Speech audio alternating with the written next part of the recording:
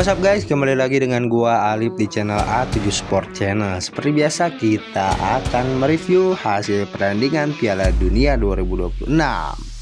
Semoga kalian yang melihat video ini selalu disehatkan, panjangkan umur, dan selalu dilancarkan rezekinya. Piala Dunia FIFA 2026 kembali menghadirkan kisah inspiratif. Kali ini datang dari Cape Verde, negara kepulauan kecil di Afrika sekitar 525.000 jiwa, namun sukses melaju ke babak 32 besar dan akan menghadapi juara dunia yakni Argentina pada 3 Juli 2026 di Miami. Keberhasilan Cape Verde menjadi bukti bahwa prestasi sepak bola tidak selalu ditentukan oleh besarnya jumlah penduduk ataupun kekuatan ekonomi. Dengan populasi yang jauh lebih kecil dibanding banyak negara peserta, mereka justru mampu mencatat sejarah sebagai salah satu negara dengan jumlah penduduk paling sedikit yang berhasil menembus fase gugur Piala Dunia. Perjalanan mereka di fase grup pun impresif. Cape Verde menahan imbang Spanyol 0-0, bermain 2-2 melawan Uruguay, kemudian kembali meraih hasil 0-0 saat menghadapi Arab Saudi. Catatan itu menghantarkan mereka finish sebagai runner-up grup H dan berhak menghadapi Argentina di babak berikutnya. Kesuksesan Cape Verde tidak lahir dari semalam. Salah satu fondasi utamanya adalah konsistensi federasi dalam membangun tim. Pelatih Pedro Bubista Brito, mantan kapten tim nasional yang lahir di Pulau Boa Vista, dipercaya menangani tim sejak Februari 2020 dan tetap dipertahankan hingga kini. Hal ini menandakan bahwa hasil itu membutuhkan proses. Selama 6 tahun, federasi tidak tergoda melakukan pergantian pelatih setiap kali hasil kurang memuaskan.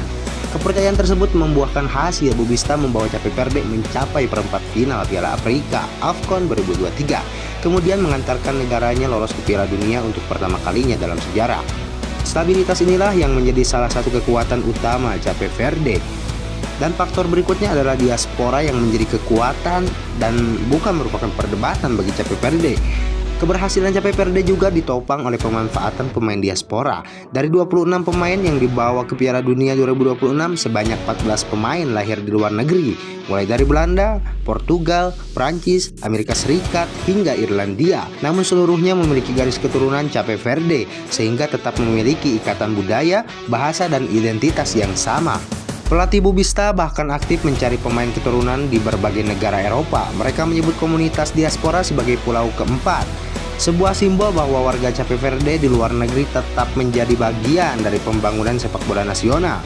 Yang menarik, kehadiran pemain diaspora tidak memunculkan perdebatan berkepanjangan.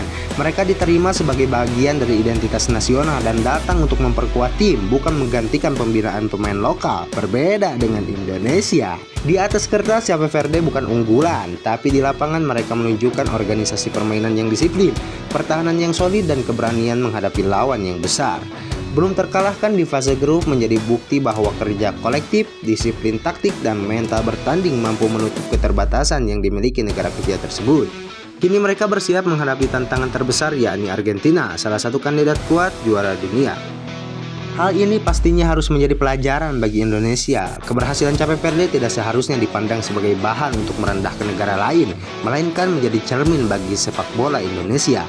Indonesia memiliki populasi lebih dari 280 juta jiwa, basis supporter yang sangat besar, kompetisi profesional yang terus berkembang, serta dukungan pemerintah yang semakin kuat. Potensi tersebut jauh lebih besar dibanding Cape Verde, namun potensi hanya akan menjadi angka apabila tidak diiringi dengan pembangunan yang konsisten. Pergantian kebijakan yang terlalu sering, pembinaan usia muda yang belum merata, kualitas kompetisi yang masih perlu ditingkatkan, hingga kesinambungan program pembinaan menjadi pekerjaan rumah yang harus terus dibenahi. Dalam beberapa tahun terakhir, Indonesia memang menunjukkan perkembangan positif, termasuk keberhasilan menembus putaran keempat prakualifikasi Piala Dunia 2026 zona Asia. Akan tetapi untuk mampu bersaing secara konsisten di level dunia dibutuhkan fondasi yang lebih kuat, mulai dari pembinaan usia dini, peningkatan kualitas pelatih, penguatan kompetisi, hingga sistem pencarian talenta diaspora yang terintegrasi dengan pembinaan pemain lokal.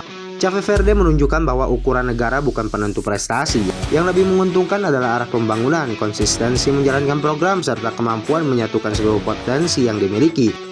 bukan gonta-ganti pelatih menurut selera pengamat dan pengurus PSSI.